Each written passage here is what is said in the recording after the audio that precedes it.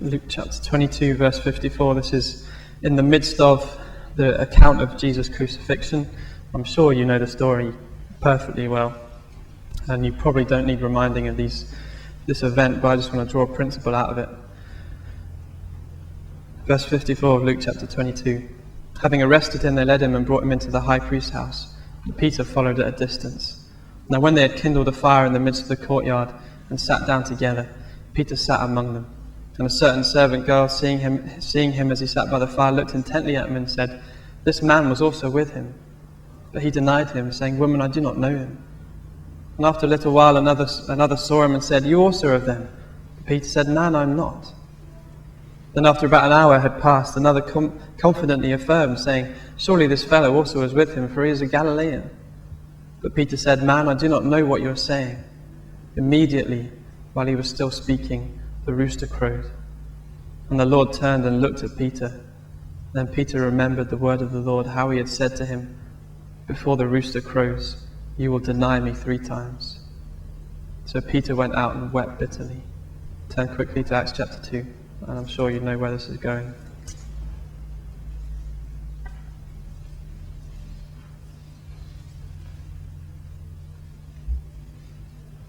Acts chapter 2, the account of the day of Pentecost.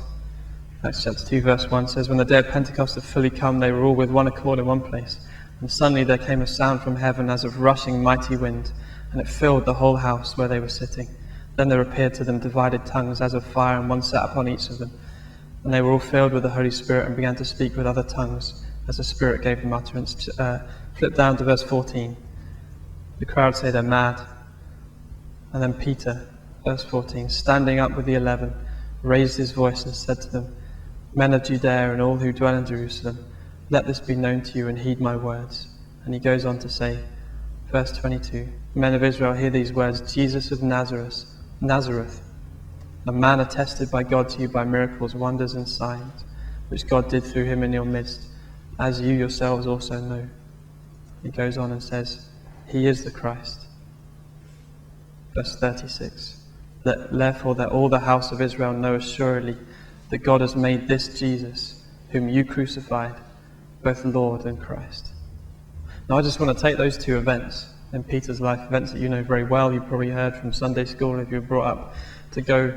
Peter, in the account of the crucifixion, in the account of Jesus' betrayal and his arrest, and when he was being taken to be tried, you know, all the other disciples ran away.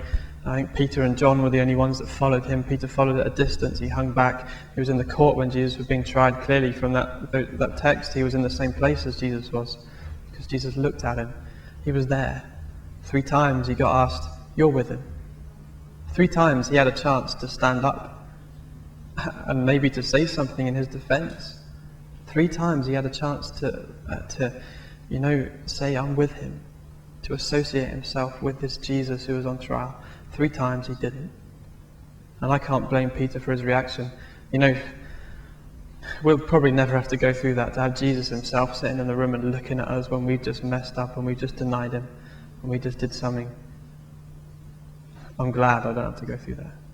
We should have the same feeling of shame that Peter had and went out and wept bitterly.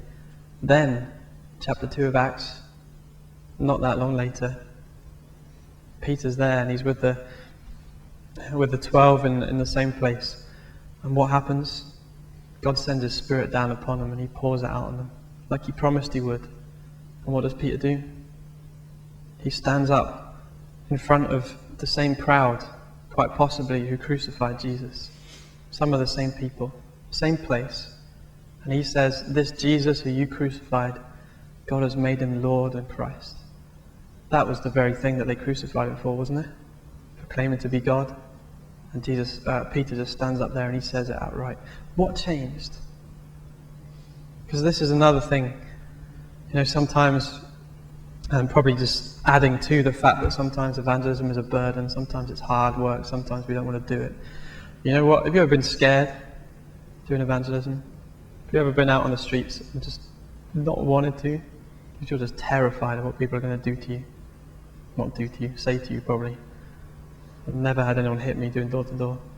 Nearly, but not quite. You're terrified. a door slammed in my face, very nearly hitting me anyway. But you're terrified, you're scared. And some of that's rational and some of it's irrational. The irrational stuff, I don't know, but some of it is rational. We're terrified, we're scared, we're nervous, still when I go out and do door to door, I get nervous about it. But how do you to do it? To stand up, despite the cost, despite the consequences. Stand up and just say it. And like the first point, just open your mouth. How do you do that?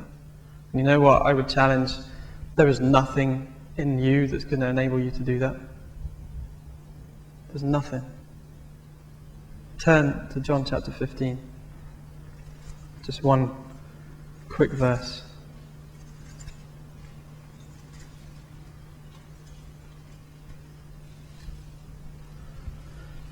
Verse 5 of John chapter 15.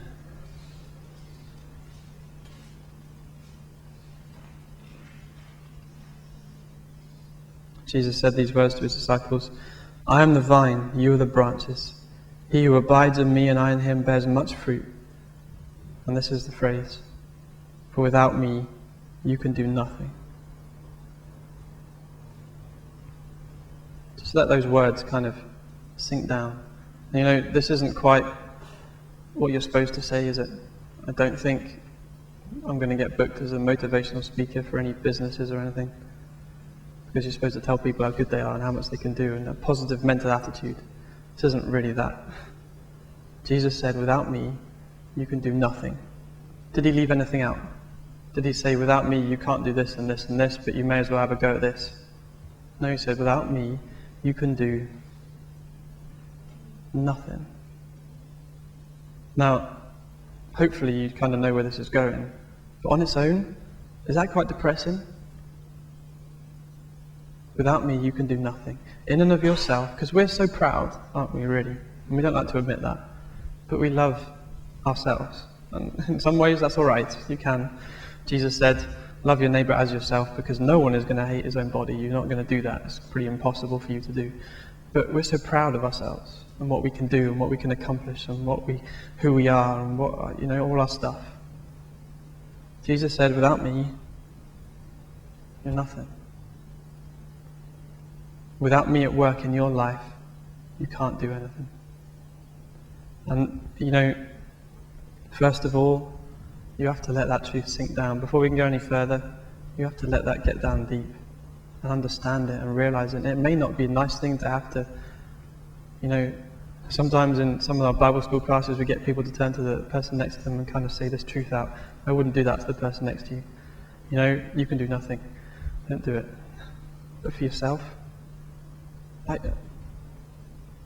I'm helpless. I really am. You know what? That is the place that you came to when you were saved. You came to the place where I did. Well, I've been trying so hard and I couldn't do it. I've been trying so hard to live the life I was supposed to and to walk away from that chain, but I couldn't do it.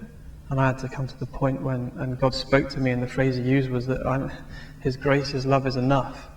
He can do it. Like it's more than enough. It's way more than enough. He can do it. So stop trying. Just kind of give up. And that sounds really strange, but just give up trying and let him do it. And that principle keeps on walking on throughout your Christian life every day, every minute of every day. You don't learn how to be independent of God ever, ever, ever. You learn how to depend on him more and more and more, and that's how you grow. Without him, you can do nothing. You know what? I'm not going to just leave it there and just leave you kind of hanging and I can do nothing. Well, what's the point then? Because he's promised that he'll fill you. He's promised he'll enable you. And I know that's exactly what happened to Peter on that day. Peter was he was helpless in that situation, sitting by the fire and Jesus there on trial. He was helpless to do anything. I bet he didn't plan to tell them that he didn't know Jesus. I bet it just kind of came out, when that happens. Just something just pops out your mouth and you're like, well, that's the wrong thing to say. It just kind of came out. The fear and the anxiety